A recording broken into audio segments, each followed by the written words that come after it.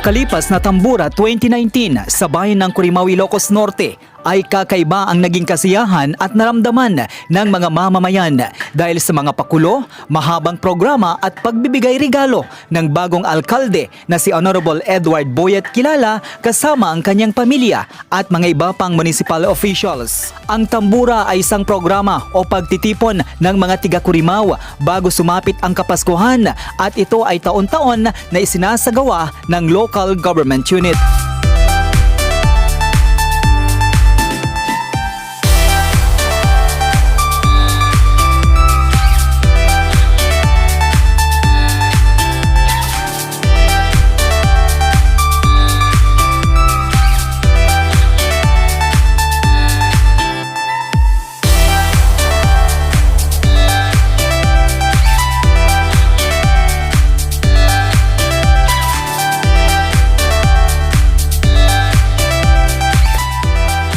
Ito rin ay isang aktibidad ng mga tiga Currimao na nilalabas at naipapakita ang kanilang talento sa pagsasayaw dahil lahat ng mga barangay dito ay may kanya-kanyang mananayaw na representante. Ang mga magkakalapit o magkakapit-bahay na barangay ay pinagsama-sama para maging isang cluster at sa taong 2019 ay may 7 cluster na naglalaban-laban.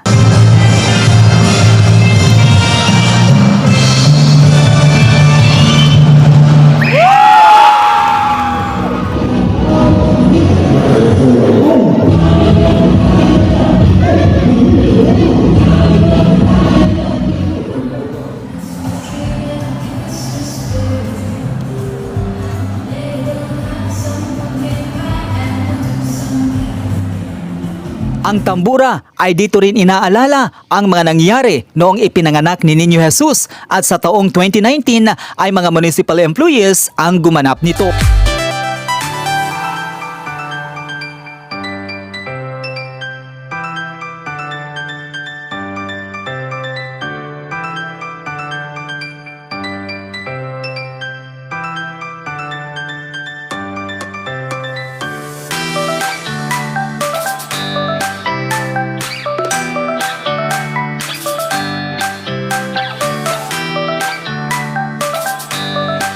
Ang Tambora 2019 ay dito rin ipinakita ng mga iba't ibang asosasyon sa Currimao ang kanilang galing sa pagsasayaw at habang sumasayaw ang managing kalahok ay naaliw naman ang mga nanood dahil bigay todo ang kanilang performance.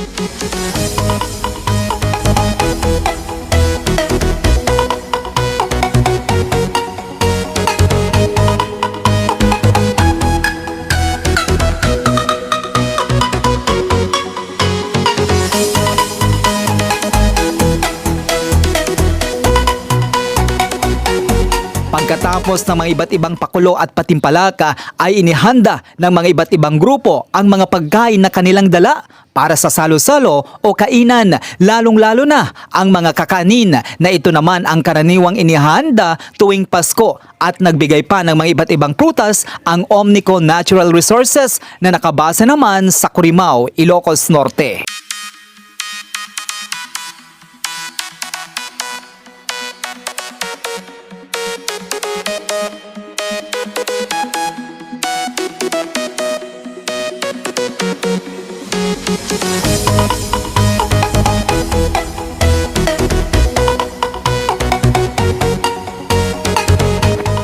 Ang Tambora 2019 ay punong-puno at kakaiba ang managing papremyo ng bagong alkalde na si Honorable Edward Boyet Quilala dahil karamihan ang mga ito ay mga kakailanganin at pangunahing kagamitan sa bahay gaya ng balde na may lamang groceries, rice cooker, electric fan, television set, generator set, washing machine, oven toaster at meron pang video okay machine.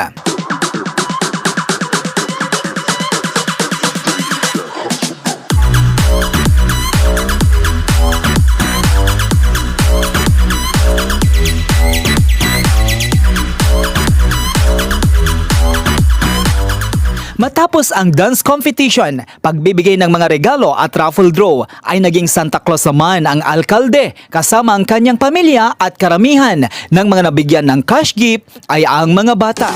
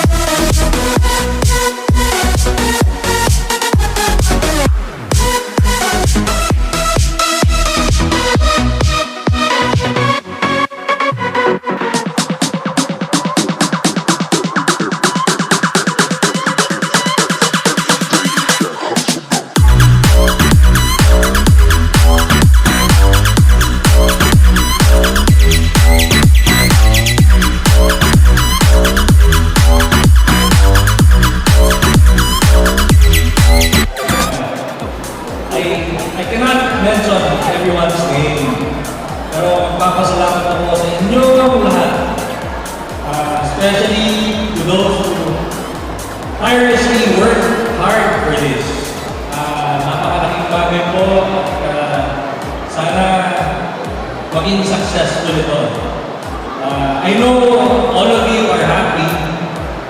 Will be having a happy Christmas, but I'm pretty sure there will be one of us here who will be extra happy. Alam mo, yung may grand prize tayo na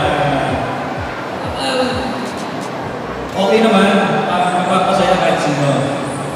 But of course, like I said, thank you mga nagtrabaho, nag-sacrifice, maraming salamat. And to our brethren, our sisters, our religious leaders who are here. Pati po yung mga those who travel from across the globe just to be with us tonight. At din po si Apo Bokal, Ambrosio, palagi mo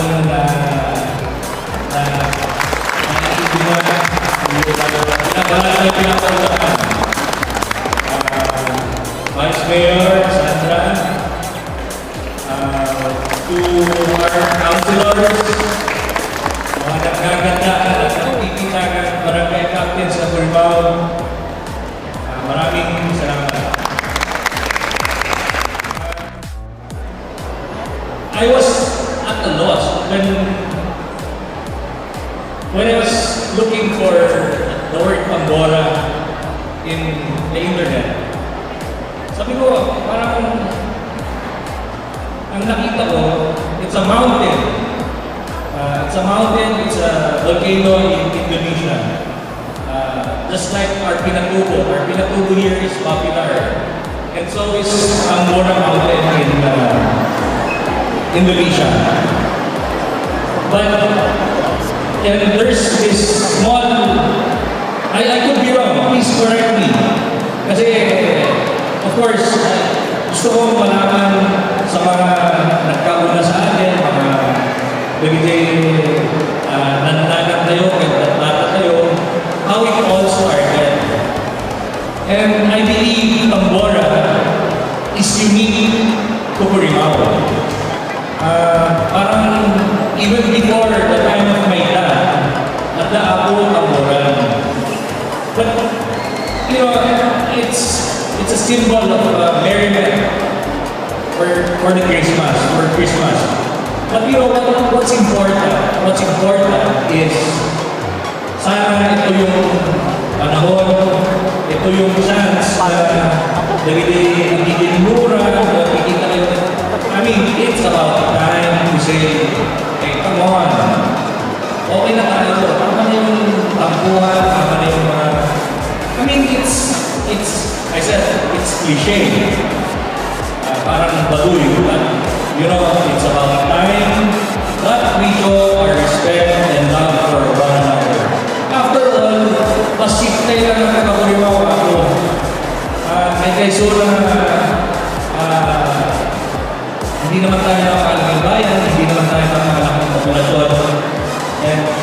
But I think it's time as we end 2019 and as we enter a new decade, 2020, siguro ang napapanahon para kalimutan na natin yung mga sabi ko, mga pagkuhan, and